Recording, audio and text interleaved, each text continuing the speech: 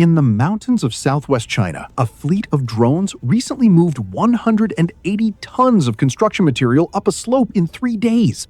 The same job, using the traditional method of horses and cableways, would have taken a month. That is not an isolated demonstration. It is one data point inside a much larger system. By the end of 2025, China had nearly 3.29 million registered drones in active service, a year-on-year increase of roughly 51%. In that same year, those drones logged 45.3 million flight hours, up almost 70% from the year before. This is not a story about one impressive video. It is a story about an entire logistics layer that China has built in the air, while most other countries are still testing prototypes. The headline cases come from 2 power grid construction projects in China's Yunnan province, a region of steep mountains, dense forest, and limited road access. In the first project, a fleet of heavy-lift drones delivered 180 tons of materials for 3 transmission towers in 3 days. Building the access roads alone would normally take weeks before any construction could even begin. In a second, larger operation, 16 drones operated by China's Southern Power Grid moved 2,000 tons of material, supplying 52 towers along a 22-kilometer stretch of mountainous terrain. According to the companies involved, this approach cut road building costs by 80% and reduced labor requirements by 60%, while limiting construction damage in an ecologically sensitive karst landscape. A third project on the China-Laos power transmission line used a mixed fleet of more than 30 drones and helicopters to airlift 5,000 tons of tower materials.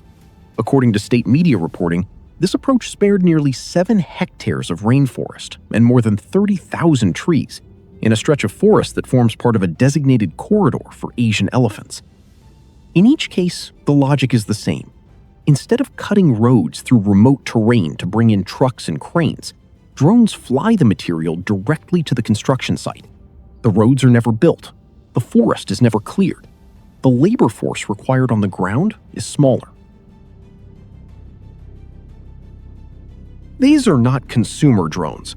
The aircraft used in these operations are purpose-built industrial platforms. One of the most capable currently in service is the S-400, built specifically for China's State Grid Corporation. It is an 8-axis, 16-propeller aircraft with a maximum payload of around 300 kilograms, a wingspan of 4.3 meters, and a flight time of between 15 and 45 minutes, depending on load. In December 2025, 2 new heavy lift platforms completed their first test flights within 24 hours of each other. The first, named Zhu, is a fixed-wing aircraft developed by the Aviation Industry Corporation of China. It has a 25-meter wingspan, a maximum takeoff weight of 16 tons, a payload capacity of 6,000 kilograms, a flight endurance of up to 12 hours, and a ferry range of 7,000 kilometers.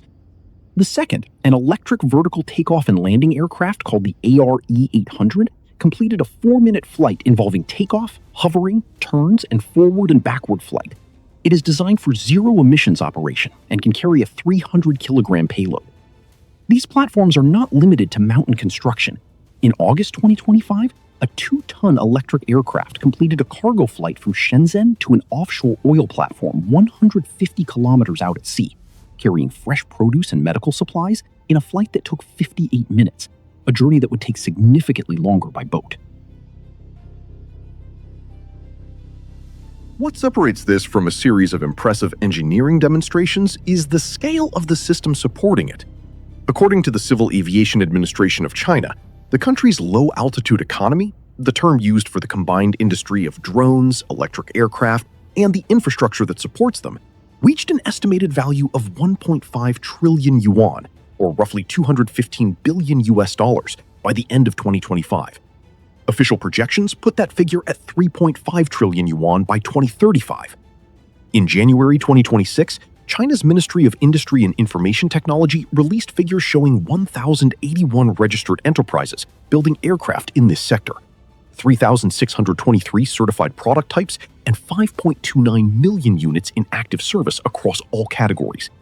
Shenzhen alone processed 780,000 drone flights in 2023, a figure that has continued to grow since. This is not a research program. It is an operating industry, with manufacturing capacity, regulatory infrastructure, and registered commercial deployment already integrated into sectors including power grid construction, agriculture, offshore logistics, and emergency response. The comparison that matters here is not about who has the most advanced single prototype. It is about deployment at scale.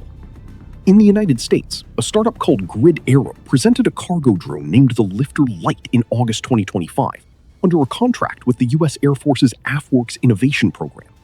It is designed to carry between 1,000 and 8,000 pounds over distances of up to 2,000 miles, intended primarily to support military logistics in contested environments.